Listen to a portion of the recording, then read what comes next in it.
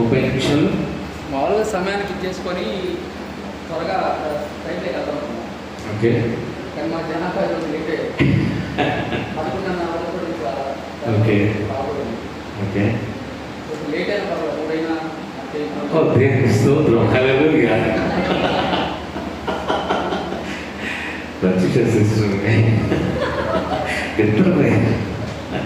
అంటే ఈరోజు ఆల్మోస్ట్ భోజనాలు వండుకున్న ఉపవాస కూడికలాగా చేద్దామని వాసుకున్న ఉద్దేశం. 3 దాకా ఉపవాసం పెట్టి తర్వాత భోజనం పెడదామని. అందరికి ఓకేనా? ఓకే, సరే. మనం దేవుని కృపను బట్టి ముందుకెళ్దాం. దేవుని కృప. ఇంతవరకు పాడాం కదా, మాస్టర్ చాలా అద్భుతంగా చక్కగా పాడారు. కృపయే అర్హత లేని నన్ను ప్రేమించావు, ఇది కేవలం చెప్పండి ఎవరి కృప? దేవుని కృప. ఇది కేవలం ఆయన కృప. ఇది కేవలం ఆయన కృప. ఆయన కృప. మనం జూలై మాసమంతా బ్రతికి ప్రయాణాలు చేసి మన పనుల్లో సఫలమై ఆరోగ్యంగా ఆయుష్తో ఆగస్టు నెలలోకి ప్రవేశించాము అంటే కారణం ఇప్పుడు చెప్పారు కదా, దేవుని కృప.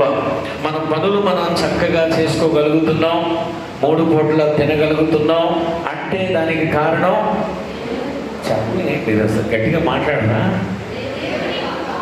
దేవుని కృప. ఇప్పుడు మనం మన శరీరంలో, మన బాడీలో మనకు తెలియకుండా ఎన్నో అవయవాలు, కణాలు లోపల కడుపులో కానీ శరీరంలో కానీ నరాలు, ఎముకలు, కండరాలు మన ప్రమేయం లేకుండా పనిచేస్తున్నాయి. ఆర్డర్లో పనిచేస్తున్నాయి అంటే కారణం ఏంటి? అందరు గట్టిగా చెప్పండి. దేవుని కృప. అందరూ చెప్పండి. ఆ కృప గురించి ఈరోజు మాట్లాడుకోబోతున్నాం మనం. ఆ కృప. మనం ఏ పని చేసినా మనకేం కావాలంటే కృప కావాలి. మనం కృప లేకపోతే బ్రతకడం అస్సలు కుదరదు. నీ కృపలే నీ క్షణము, నీ దయలే నీ క్షణము, నేను హింసలేను యేసయ్యా. అందరికీ తెలుసు కదా, కృప గురించి ఎక్కువ పాడుతూ ఉంటాం మనం. నేను పాట పాడట్లేదు, కృప గురించి చెప్పడానికి. కృపను గుర్తు చేసుకుంటూ ఉంటాం మనం. మనం ఏ పని చేసినా, ఏ ప్రయత్నం చేసినా, మన పనులు ఏది సఫలం కావాలన్నా మనకేం కావాలి చెప్పండి? కృప. చెప్పండి, ఏం కావాలి? Very good. ఆయన కృప అన్ని విషయాల్లో మనకు కావాలి, కావాలి, కావాలి. ఇప్పుడు కావాలి, ఎప్పుడు కావాలి, మన జీవితాంతం కావాలి, ఆయన రాకడ పర్యంతం కావాలి.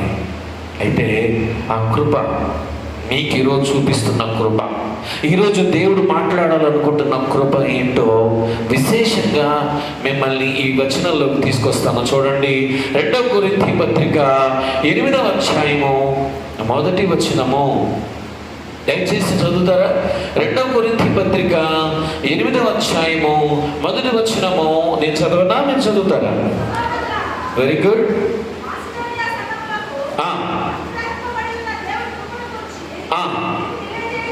దేవుని స్తోత్రం. హల్లెలూయా.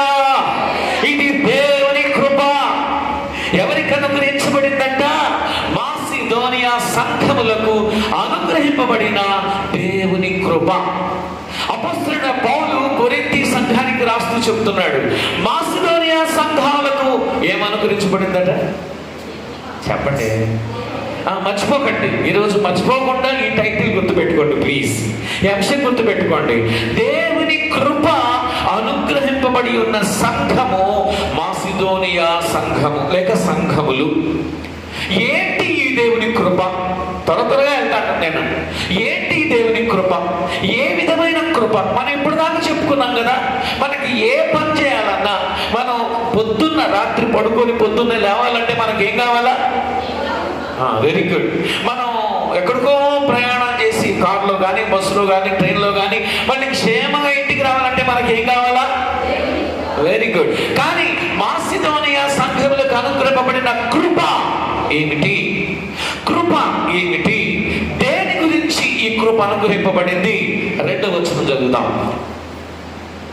2వ వచనం.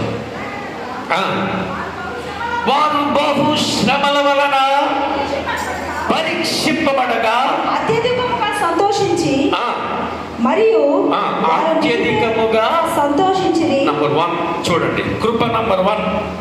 కృప నంబర్ 1.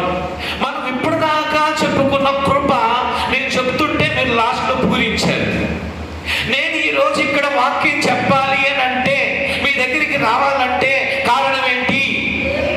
వండర్ఫుల్, అర్థమైపోయింది. కానీ మాసిదోనియా సంఘాలకు అనుగ్రహించబడిన కృప ఏంటి? నంబర్ 1, కృప నంబర్ 1. ఇక్కడ కృపలో మనం చూస్తున్న మొదటి విషయం ఏమిటి అంటే, వారు అంటే మాసిదోనియా సంఘముల వారు బహు శ్రమల వలన పరీక్షింపబడగా బహుగా సంతోషించారు. దేవునికి స్తోత్రం కలుగునుగాక. శ్రమ, నువ్వు శ్రమలో ఉన్నావా? నువ్వు వ్యాధిలో ఉన్నావా? నువ్వు భయంకరమైన శోధనలో గుండా వెళ్తున్నావా? దుఃఖంతో ఉన్నావా? భయముతో ఉన్నావా? కలవరంతో ఉన్నావా? గందరగోళ పరిస్థితుల్లో ఉన్నావా? అయితే నువ్వు దేవుని కృపను అనుభవిస్తున్నావు. దేవుని స్తోత్రం చెప్పండి. హల్లెలూయా.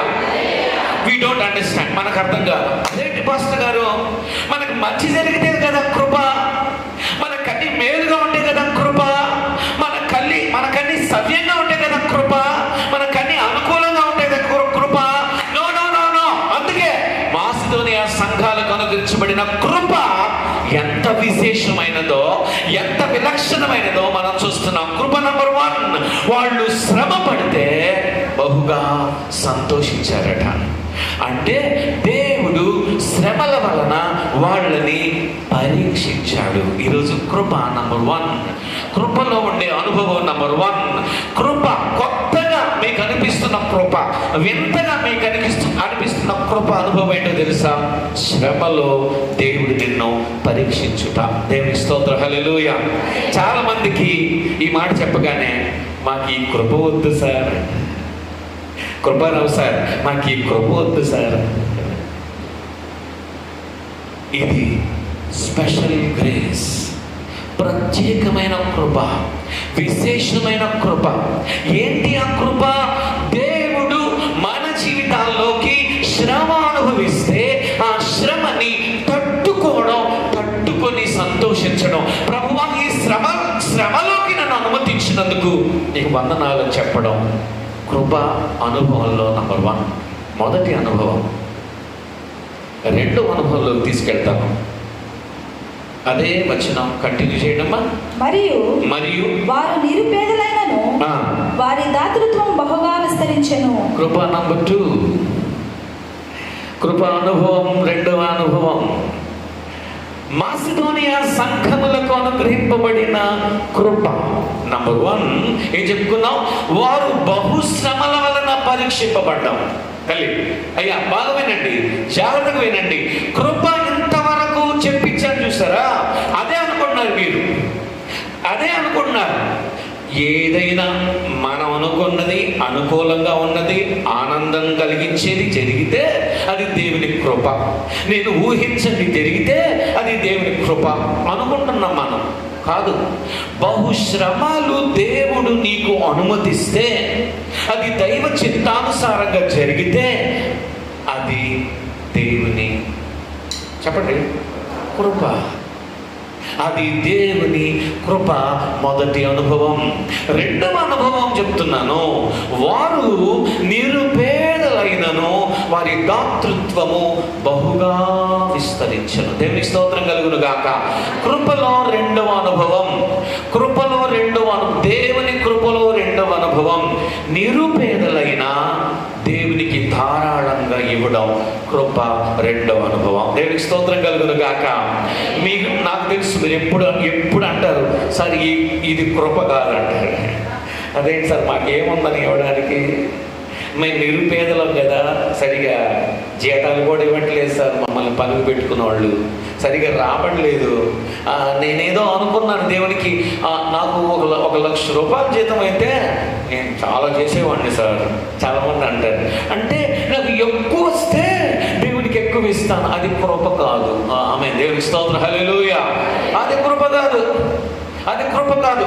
నువ్వు నిరుపేదగా ఉండి నువ్వు అనుకున్న దానికంటే, ఆశించిన దానికంటే, ఊహించిన దానికంటే నీకు తక్కువ రాబడి వస్తుంటే నువ్వు దేవునికి ఎక్కువగా ఇవ్వడం కృపలో రెండవ అనుభవం. ఇది ఏంటి చెప్పండి? దేవుని కృప. నాకు తెలిసి ఈ కృప గురించి మీరు ఎప్పుడు వినుండరు అనుకుంటున్నాను నేను. అంటే గొప్పగా చెప్పట్లా, ఇది కృప అని ఆశ్చర్యం ఉంటుంది మీకు. శ్రమలో ఉంటే దేవుని కృప, నాకు ఏమీ లేకపోతే ఇవ్వడం దేవుని కృప. ఎస్, అందుకే చెప్తున్నాడు పౌలు. ఈ 7 వచనాలు ఉన్నాయి 8వ అధ్యాయం 2 కొరింథీలో మొదటి 7 వచనాల్లో పౌలు చెప్తున్న ఆ ప్రధానమైన అంశం, లేక ఒకే ఒక అంశం, ఈ కృప. ఏ కృప? ఈ కృప. చెప్పండి, ఏ కృప? ఇప్పుడు కృపలో 2 అనుభవాలు చెప్పాను. ఈ రెండింటిని పౌలు చెప్తున్నాడు. ఇప్పుడు 2వ వచనం అయిపోయిందా? 3వ వచనంలోకి వచ్చి చూద్దాం. చూడండి, ఈ కృప విషయములోను చూసారా ఏం చెప్తున్నాడు? నేనేమన్నా సొంత మాట చెప్పానా? పౌలు చెప్తున్నాడు, నేను మొదటి వచనంలో మీకు పరిచయం చేశా. ఏంటది? ఏ కృప?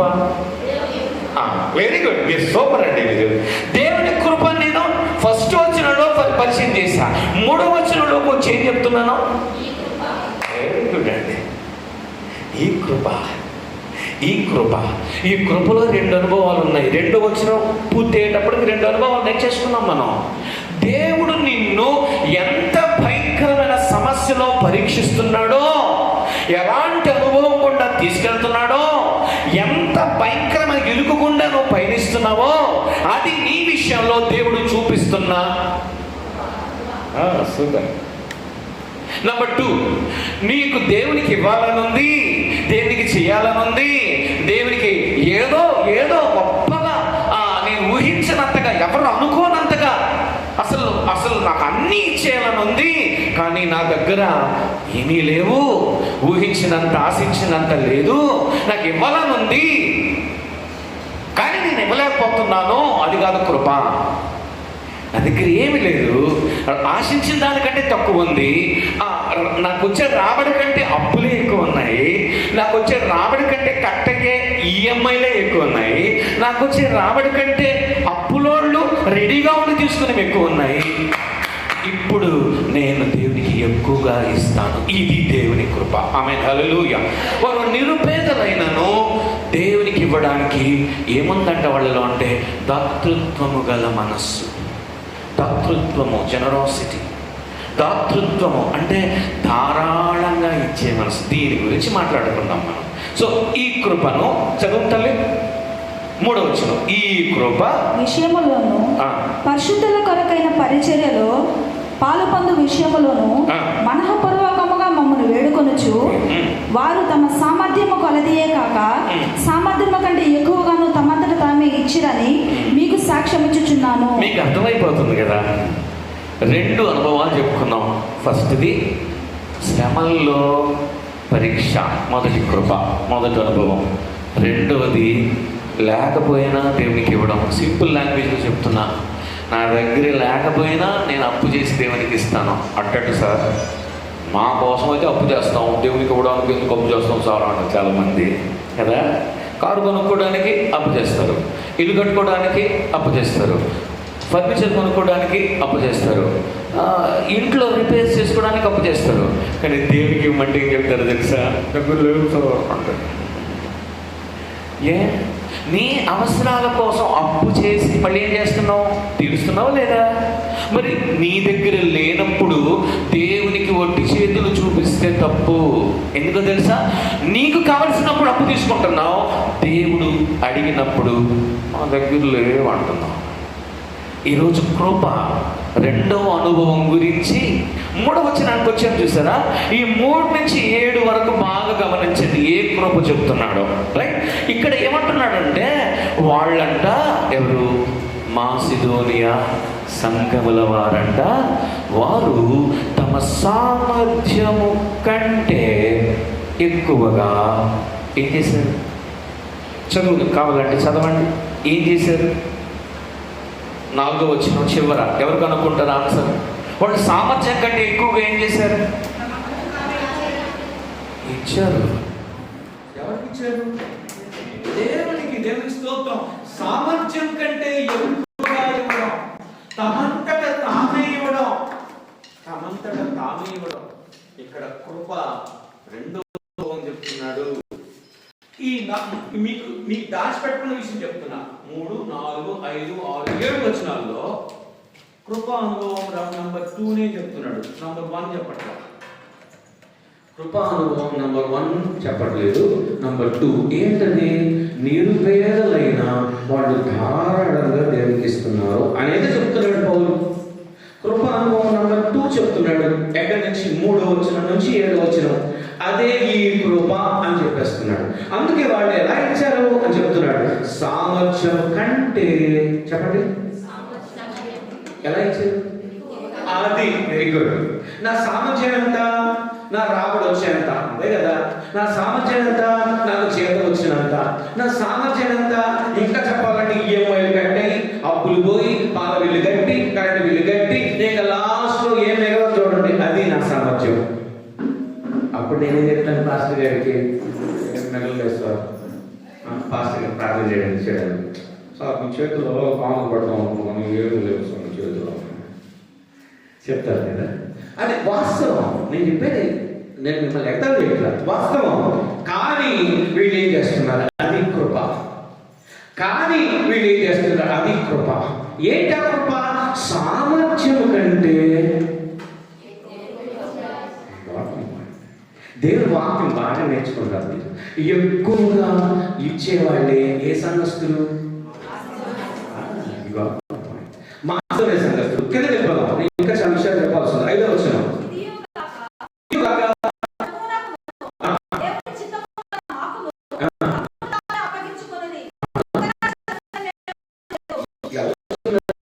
అంటే అపోస్తలుడైన పౌలు సంఘస్థులు ఇస్తున్న సాక్ష్యం ఏంటంటే, కృష్ణారెడ్డి పోరాడు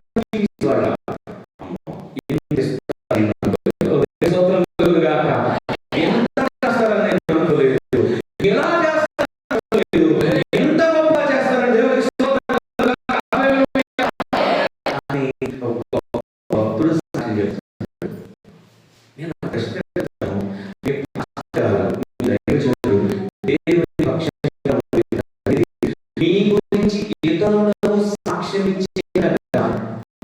ఇచ్చే బుద్ధి కలిగి ఉన్నారా? స్తోత్రం. హల్లెలూయా. ఇప్పుడు మీ ప్రశ్న, సార్ దేనికి వస్తాను నేను, దాంతో నా మెసేజ్.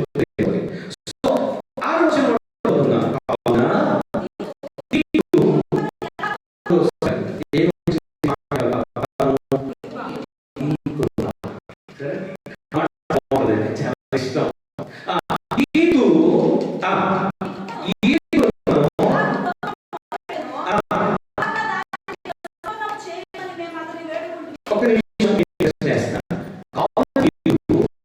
ఈ కృపను పూర్వము మొదలు పెట్టాడు.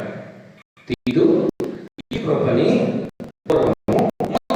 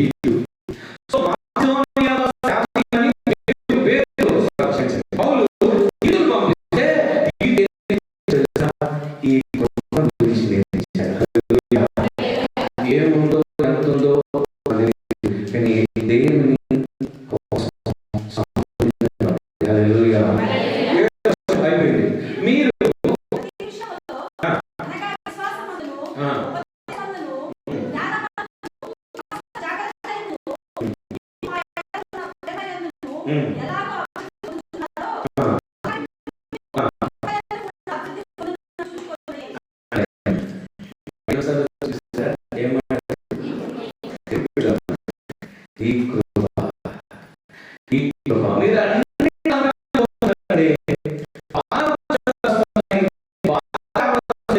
మీ పిల్లలు బాగా ఎదుగుతున్నారు, మీ బాగా అన్ని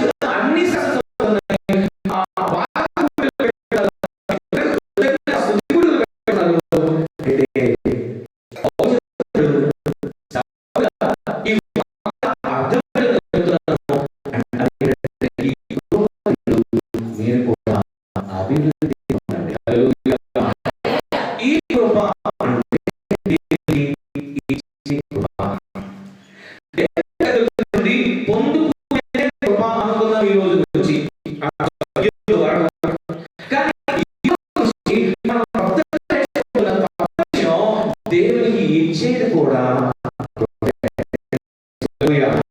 దేవునికి ఇవ్వలేని స్థితిలో ఉంటే ఏమో ఉండేవాడు.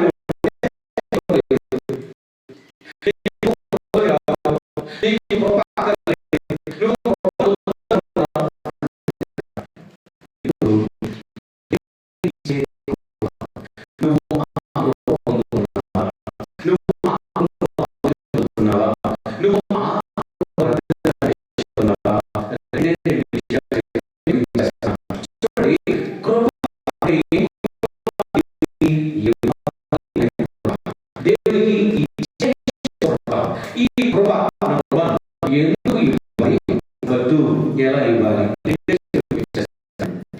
దేవునికి మీరు ఎందుకు ఇవ్వాలి అనే ప్రశ్న, ఎందుకు ఇవ్వాలి, ఎలా ఇవ్వాలి అనే ప్రశ్న. ఈ రెండు ఒకవేళ మీకు తెలిసే ఉండొచ్చు, పాత విషయాలే కావచ్చు, పరిశుద్ధాత్మ దేవుడు చెప్పిస్తే మనం నేర్చుకుందాం. చూడండి, నిర్గమకాండం 34వ అధ్యాయము 35వ అధ్యాయము 4వ నిర్గమకాండం 35వ అధ్యాయము.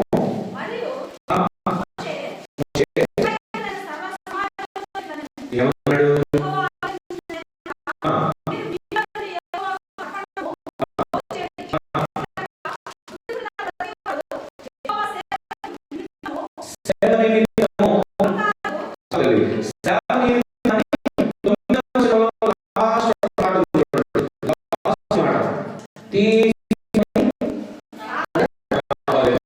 అంటే చాలా పేర్లు ఉన్నాయి, అవన్నీ వదిలేండి మనకి. ఆ పేరు టైం లేదు. ఇక్కడ ఏం చేయాలి? దేవుని సేవ నిమిత్తము బుద్ధి పుట్టిన ప్రతి వాడు కానుకలు, అర్పణలు, ద్రవ్యము, ధనము, అర్పణలు తీసుకొని రావాలి. అదే 21వ వచనం చూడండి, అదే అధ్యాయం.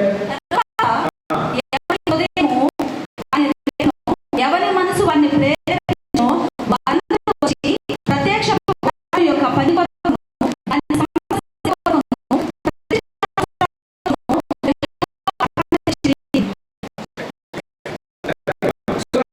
ఇక్కడ వాక్యం చెప్తుంది, ఎవరి హృదయము వానిదినో, ఎవరి మనస్సు వాని ప్రేరేపించునో వారందరూ వచ్చి ప్రత్యక్ష గుడారము యొక్క పని కొరకు, దాని సమస్త సేవకు అర్పణలు చేసి.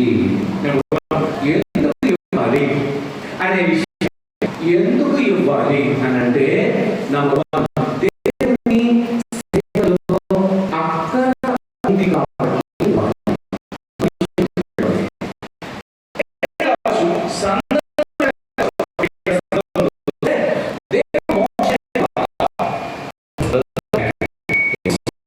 దేవుడు మోషే ద్వారా ఇశ్రాయేలు ప్రజలకి అంటే, మీరు అరణ్యంలో ఉన్నారు, 40 సంవత్సరాలు ప్రయాణించాల్సిన పరిస్థితి ఉంది.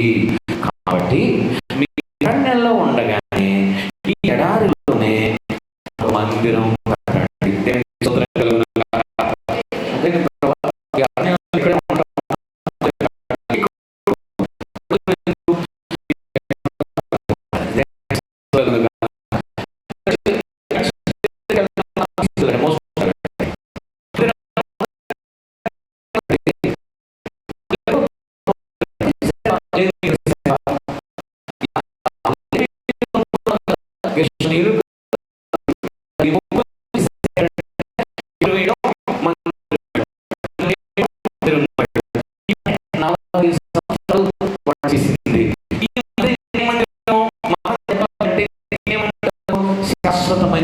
ఐ మీన్ అంటే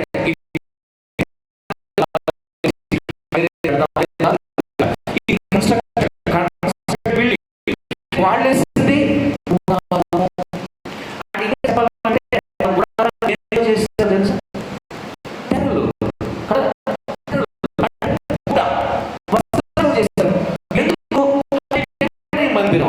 టెంపరీ మందిరం కోసం, మోసుకువెళ్ళే మందిరం కోసం ఎవరిని కానుకలిగాడు? ఇశ్రాయేలు ప్రజలు. మనలో దేవుడు కదండి, దేవుడిని తెచ్చుకోవాలి కదండి కదా అనమా అంటాం. ఏమంటే సంఘంలో లేవా, ఖజానాలో లేవా, నిధులు లేవా, తెచ్చుకోలేవా? దేవునికి ఎప్పుడు ఆయన పని నువ్వు ఎంత చేస్తావని అడగడు దేవుడు. చాలా మందికి ఎలాంటి హృదయంతో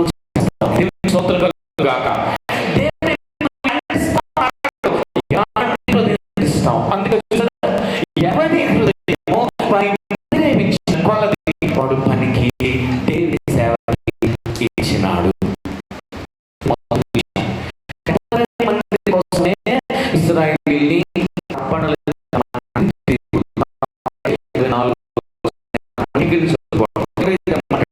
మోషేకి చెప్తాడు టెంపరీ మందిరం. దాన్ని ఏమంటారు? నీకు ప్రత్యక్ష సమస్య ఏంటంటే ఇశ్రాయేలు ఎందుకు ఉన్నారు? అరణ్య యాత్రలో ఉన్నారు. వాళ్ళు ఏం పని చేస్తారు? ఏం పని చేయరు. అరణ్యతలో ఎవరండి పని చేశారా? పని పని మోసుకొని పని ఆగమంటే వెళ్తారు. ఇదే కదా పని. మరి పని కూడా వాళ్ళకి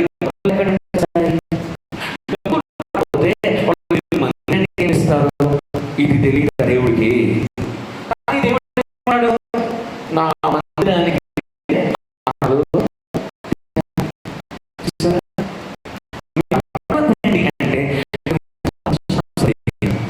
ఇవ్వకుండా ఏంటంటే అడుగుతారు. దేవుడు ఇవ్వకుండా నీకేందో నీకు ఎంత ఉందో నువ్వు ఒకవేళ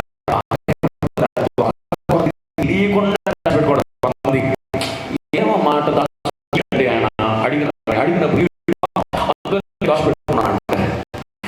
అంటే నీ దగ్గర నువ్వు అదే చాలా మంది మాట్లాడే తెలుసా సీక్రెట్ అకౌంట్ లో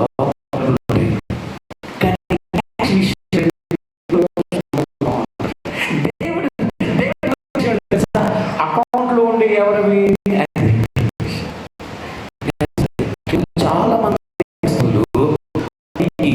పేదలాగా నటిస్తున్నారు. ఐ మీన్ నటించడం ఎందుకు? దేవుడికి ఇవ్వడం విషయంలో నటిస్తారు, అన్ని కొనుక్కుంటారు. ఇప్పుడు అందుకే ఇశ్రాయేలుని ఒక మాదిరిగా చూపిస్తున్నాడు. రెండో విషయం చూపిస్తాను. మొదటి దినవృత్తాంతముల గ్రంథము 29వ అధ్యాయము ఇందాక చదివాం కదా, ఆ ఒక్క వచనం చూపిస్తాను. 29వ అధ్యాయము అంత అక్కర్లేదు కానీ 3వ వచనం. మరియు నా దేవుని మందిరం మీద నాకు కలిగి ఉన్న మక్కువ చేత మందిరము నిమిత్తము సంపాదించి ఉంచిన వస్తువులు గాక నా స్వంతమైన బంగారమును వెండిని దేవుని మందిరము నిమిత్తము దేవుని స్తోత్రం ఇస్తాను. 4వ వచనం చివరి చూడండి, ఇచ్చుచున్నాను. 5వ వచనం, ఈ దినమున యెహోవాకు ప్రతిష్ఠితముగా మనపూర్వకంగా ఇచ్చువారు ఎవరైనా మీలో ఉన్నారా అని అడుగుతున్నాడు దావీదు. దేనికి? దావీదు ఎందుకు కానుకలు తెమ్మని అడుగుతున్నాడు. నంబర్ 1, దావీదు ఫస్ట్ ప్రజల్ని కానుకలు అడిగే ముందు ఒక గొప్ప పని చేశాడండి. ఏం పని చేశాడో తెలుసా? మిమ్మల్ని అడిగే ముందు నేను దేవునికి ఏమిస్తున్నానో చూడండి. ఒక రాజుగా ఉండి ఆ మాట చెప్తున్నాడు. మీరు చూసారా? దేవుని మందిరం మీద దావీదుకి ఏముందంట? మీరు గమనించలేదా? దేవుని మందిరము మీద నాకున్న 3వ వచనం మక్కువ. వెరీ గుడ్ అమ్మా. మక్కువ అంటే ప్రేమ, ఇష్టం. Very good. ప్రేమ, ఇష్టం చేత దావీదు ఏం చేశాడంటే, ఎవరో చెప్తే, ఎవరో చేస్తే, ఎవరో బలవంత పెడితే చేయట్లా. నా అంతటా నేను నా స్వంతగా దేవుని మందిరం కోసం బంగారం, వెండి, డబ్బులు ఏం చేశాడంట? దాచిపెట్టి ఇస్తున్నాను. దేవుని స్తోత్రం కలుగును గాక. నేను మందిరం కడతాను ప్రభా. హలో, నేను మందిరం కడతాను ప్రభా అన్నాడు దావీదు. ఎవరితో? దేవునితో.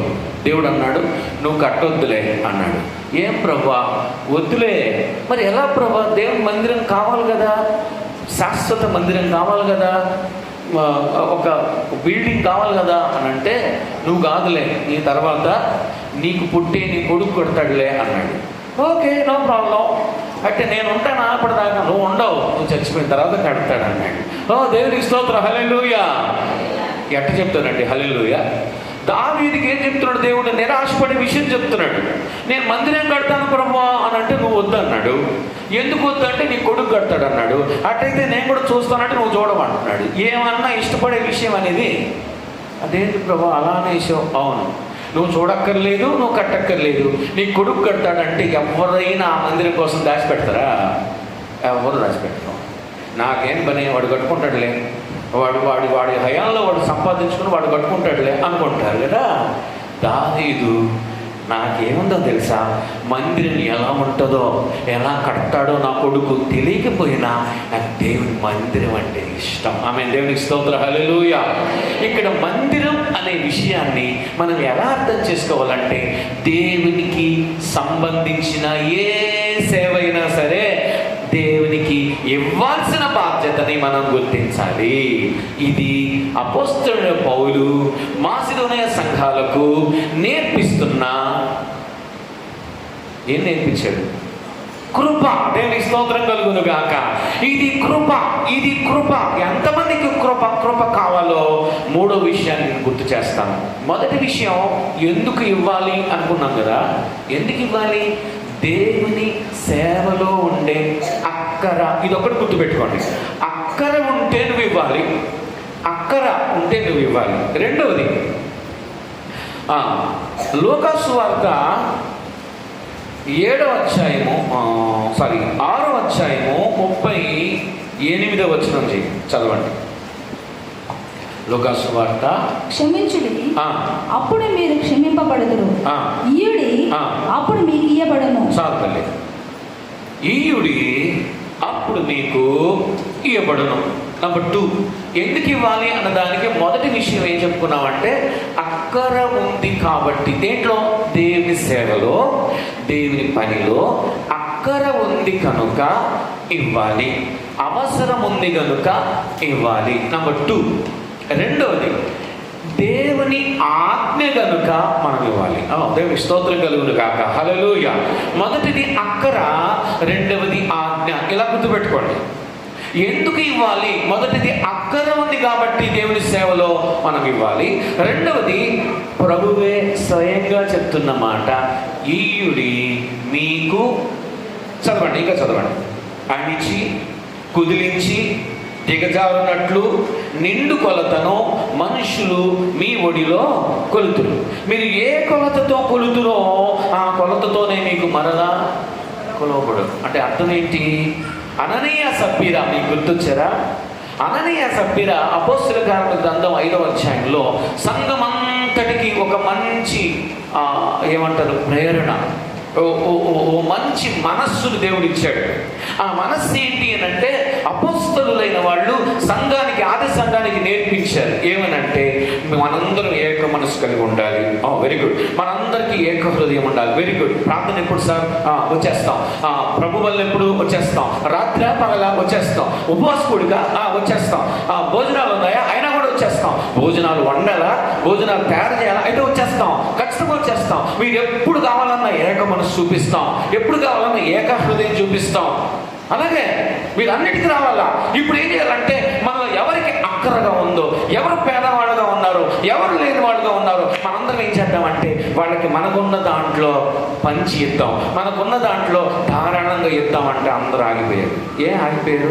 సార్ ప్రార్థనకు రమ్మంటే వస్తాం, కూరగాయలు పోయమంటే వస్తాం, మేము వంట చేయమంటే చేస్తాం, ఇంకా నీళ్లు తెమ్మంటే తెస్తాం, లేకపోతే చికెన్ తెమ్మంటే తెస్తాం. మా కాడ నుంచి వస్తుంది సార్ ఇవ్వడానికి, అందరికీ ఇవ్వమంటారు మీరు. చూసారా? అక్కర కొలది అపోస్తల కార్యముల గ్రంథంలో వాళ్ళందరికీ నేర్పించింది ఏంటంటే దాచిపెట్టుకోకుండా ఇవ్వండి, యథార్థంగా ఇవ్వండి, ధారాళంగా ఇవ్వండి అని. అంటే అననీయ సభ్యులకి పొలం బాగా పండిందంట, పొలం సూపర్గా పండిందంట, ఆ సంవత్సరం ఎక్స్ట్రా అదే డబుల్గా పండిందంట. పండితే వాళ్ళు డబ్బులు తెచ్చుకున్నారు. బాగా ఒక 5-6 లక్షలు 6 లక్షలు వచ్చింది. 6 లక్షలు వచ్చింది. వస్తే అననీయ సభ్యుల రూమ్లోకి వచ్చారు. వస్తే అనని అన్నాడు, మనం అపోస్తలుల దగ్గరికి తీసుకెళ్ళాలి కదా, వాడు చెప్పారు కదా మన రాబడి బట్టి మనం ధారాళంగా ఇవ్వమని చెప్పాడు కదా, మనం కూడా ఇవ్వాలి అంటే ఇద్దాం. మనకి ఎంత వచ్చింది? 6 లక్షలు వచ్చింది. ఎంత ఇద్దాం? అందరూ 5 లక్షలు ఇస్తున్నారు, మనం కూడా 5 లక్షలు ఇస్తే ఎట్ట కుదురుతుంది అంటే అంతకంటే ఎక్కువ ఇద్దామా? దాని 50,000 ఇద్దాం అన్నాడు ఆయన. ఎట్టా? 6 లక్షలు వస్తే 50,000 ఇద్దాం అన్నాడు. ఏమి అంటున్నావు? నువ్వు ఎవరన్నా అడిగితే 1,00,000 వచ్చిందని చెప్పు, 6 లక్షలు వచ్చింది చెప్పకు. 1,50,000 ఇచ్చేస్తున్నాం అని చెప్పుకోవాలి మనం. అందుకని నీకు నాకు తెలియాలి ఏమని 6 లక్షలు వచ్చినట్టు. మనం 1,00,000 రూపాయలు వస్తే 50,000 ఇస్తున్నట్టు ఎవరికి చెప్పకండి. ఇద్దరు చేతులు చేసుకున్నారు. నువ్వు చెప్పకూడదు, నేను చెప్పను. అస్సలు నరమానవుడు తిరగకూడదు అనుకున్నాడు. పేదరి దగ్గరికి వెళ్ళి అననీయ 50,000 రూపాయలు సార్, మాకు 1,00,000 రూపాయలు వచ్చిందా, ఇది 50,000 ఇచ్చాను సార్, మా భార్య కూడా ఒప్పుకుంది సార్. పేతురు అన్నాడు, ఒరే అననీయ, నన్నంటే మోసం చేస్తావురా, పరిశుద్ధ ఆత్మను మోసం చేయడానికి ఎందుకు రా సైతానికి లోబడ్డావు? సార్ అంటే ఇక్కడ దేనికి వేస్తామట? ఒట్టు సార్ నీ మీద. ఏంటి ఒట్టు? దేనికి రా ఒట్టు? సార్ 1,00,000 రూపాయలు సార్ వచ్చింది, కావాలంటే మా భార్యను అడగండి. సరే వస్తుందిలే, ఉండరా. నువ్వు నీ భార్యను అడిగేదాకా నువ్వు ఉండరా నాయన. ఏమైపోయాడు? అననీయ అక్కడికక్కడే పడి చనిపోయాడు. 3 గంటలు అయిపోయిందంట. ఏంటి నేను ఇంకా రాలేదు, ఆ ఇంటి కూడా బయట తిరుగుతూ ఉంది. ఏమన్నా పోయినవాడు ఇంకా రాలేదు, ప్రార్థన చేయించుకొని కాళ్ళకి ఇచ్చేసి వస్తానన్నాడే అని ఎదురు చూస్తూ ఉంది. రాకపోయేటప్పటికి ఈమె టెన్షన్ గబగబా వచ్చేసింది పేతురు దగ్గరికి. వందనాలమ్మా, ఏమి? మా ఆయన వచ్చాడా? వచ్చి వెళ్ళాడా? వెళ్ళాడు కూడా అన్నాడు. రాలేదా ఇంటికి కాదమ్మా, వాళ్ళ ఇంటికి వెళ్ళాడు. మా ఇంటికి రాలేదు సార్. ఇంకెక్కడికి వెళ్ళాడు? సరే కానీ రా, చెప్పండి సార్, మీకు మీ ఆయన ఎంత తెచ్చాడు? 50,000 సార్. 50,000ఏనా?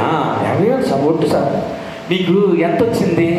1,00,000 రూపాయలు సార్. అబ్బా, ఎంత ఏక మనస్సు వీళ్ళిద్దరికి, ఎంత ఏక మనస్సు. దేంట్లో? అబద్ధాలు చెప్పడంలో, దేంట్లో? దాచిపెట్టుకోవడంలో, దేంట్లో? పిసినితనంలో. భార్యాభర్తలారా, మీరిద్దరూ మాట్లాడుకుంటే చాలు. ఏమని? ఇవ్వబాగండని, ఇంకెవరు లేరు. అననీయ సప్పీరా సంఘానికి దేనికి గుర్తో తెలుసా? పిసినితనానికి. దొంగ చేస్తారు, మాయవేషం. అప్పుడు పేతురు అన్నాడు, ఎందుకమ్మా నువ్వు కూడా ఇదే నువ్వు కనీసం ఒప్పుకొని ఉంటే నువ్వన్నా బతికేదానే కదా. నువ్వు పెద్ద యథార్థంగా ఉండాలనుకున్నావు. ఇది అబద్ధం విషయంలో యథార్థత. ఏమికి నువ్వు కూడా మీ ఆయన ఇల్లు చోటికే పెడతావు. ఏమైంది సప్పీరా? అక్కడికక్కడే పడి చనిపోయింది. దేవులారా, ఈరోజు మన సంఘానికి దేవుడు ఎంత గొప్ప సేవించాడో, ఎంత గొప్ప సేవించాడో, ఎంత గొప్ప విస్తరణ ఇచ్చాడో, ఎన్ని కార్యక్రమాలు చేపట్టడానికి కృపించాడో. రేపు త్వరలో మనకి మీటింగ్లు జరగబోతున్నాయి. ఎంతమంది ఎంత గొప్ప గొప్ప సేవకుల్ని పిలుస్తున్నామో, ఎంత గొప్ప పరిచారకులు మరి ఆయా ప్రాంతాల నుంచి సేవకులు వచ్చి, విశ్వాసులు వచ్చి దేవుని వాక్యం వినబోతున్నారో, మనం ఏం చేస్తున్నాం తెలుసా?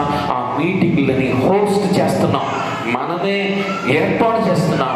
అంటే మనము ధారాళంగా దేవుని పనికి ఇవ్వాల్సి ఉంది. దేవుని స్తోత్రం కలుగును గాక. మనం చేతులు ముడుచుకుంటే, మనం లేదంటే, మనం పిసినతనంగా ఉంటే, మనం దాచిపెట్టుకుంటే దేవుని సేవ జరగకుండా ఆగదు, కానీ నీకు రావాల్సిన ప్రతిఫలం ఆగిపోతుంది. నువ్వు తీర్చాల్సిన అప్పులు ఆగిపోతాయి. నీ ఆర్థిక ఇబ్బందులు ఇంకా పెరుగుతూ పెరుగుతూ వెళ్ళిపోతాయి. అందుకే ఎందుకు ఇవ్వాలి అంటే అక్కర ఉంది కాబట్టి ఇవ్వాలి. నెంబర్ 2, ఎందుకు ఇవ్వాలంటే దేవుని ఆజ్ఞ కాబట్టి ఇవ్వాలి. మూడవది ఎందుకు ఇవ్వాలంటే దేవుడు ఎమ్మని అడిగినప్పుడు ఇవ్వాలి. ఈ 3 విషయాలు గుర్తుపెట్టుకోవాలా. ఎందుకు ఇవ్వాలి? అక్కర ఉంది కాబట్టి ఇవ్వాలి. నెంబర్ 2, ఆజ్ఞ కాబట్టి ఇవ్వాలి. నెంబర్ 3, అడిగాడు కాబట్టి ఇవ్వాలి. దేవుడు అడుగుతున్నాడు. తేండి ఇశ్రాయేలుని అడిగాడు దేవుడు, తీసుకురండి అర్పణలు. దేవుడు అడిగితే, దైవ సేవకుడు దేవుని ప్రతినిధిగా అడిగితే మనం తీసుకురావాలి. ఇక లాస్ట్ మాట, ఎలా ఇవ్వాలి, ఎందుకు ఇవ్వాలి అయిపోయింది. 3 మాటలు. ఎలా ఇవ్వాలి, దేవునికి ఎలా ఇవ్వాలి చూడండి. లాస్ట్ మాట చెప్పేసి 2 కొరింథీ పత్రికకు రండి. ఇందాక చదివిన 8వ అధ్యాయం రండి, 12వ వచనం చదవండి. 12వ వచనం.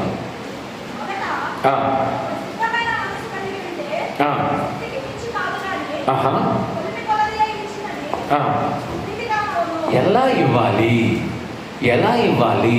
ఇందాక నేర్చుకున్నాం మనం. శక్తికి మించి అవసరం లేదు, దేవుడు అడగట్లేదు, కలిమి కొలది అడుగుతున్నాడు. దీంట్లో ఏముందో తెలుసా? లోపల యథార్థమైన ట్రాన్స్పరెన్సీ అంటారు, యథార్థత. అంటే నీకు ఉండేది ఎంతో నీకు తెలుస్తుంది, నాకు ఎలా తెలుస్తుంది? కానీ నువ్వు ఉండే దాంట్లో అననీయ సభ్యురాలాగా దాచుకోకుండా, దొంగ పని చేయకుండా యథార్థంగా దేవునికి తీసుకుని వచ్చుట, దాన్నే కలిమి కొలది ఇచ్చుట. రెండవది 9వ అధ్యాయానికి రండి. 2 కొరింథీ 9వ అధ్యాయము 6వ వచనం.